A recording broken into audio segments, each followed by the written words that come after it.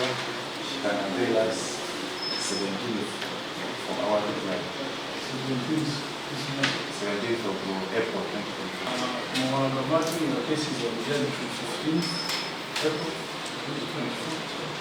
2024. Yawambibwa n'akuumibwa mu buwambe nga teri amanyiyo nga teri wanganda zoba munnamateeka amulabyeko paka etwagenda mu kooti.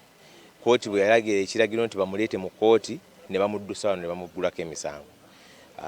Kati tuba twasateekayo okusaba kw'okweyimirira era kwe kuwulidde olwaleero era bakulembeze banne ne bajja ne bakwano be okumuyimirira. Kooti etuwadde nga 15 tukomewo wano nga kwolwo bali abaludde olumuwawaabire bagenda okwanukula okusaba kwaffe ate tusuubira kooti etuwa n'ensala kwolwo.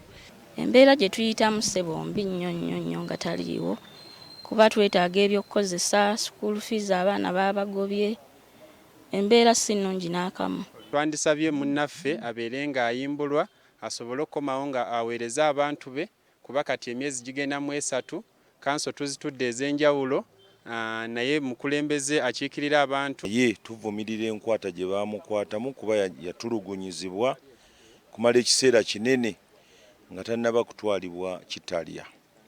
Era kati ne batandika omuleeta buli kaseera tujja tumanyi bagenda mmuta kubanga tetulina musango gwonna oba musango yali alina kuyita ku Northern Bypass tetugumanyi. Eyo nga tuvuddeyo omubaka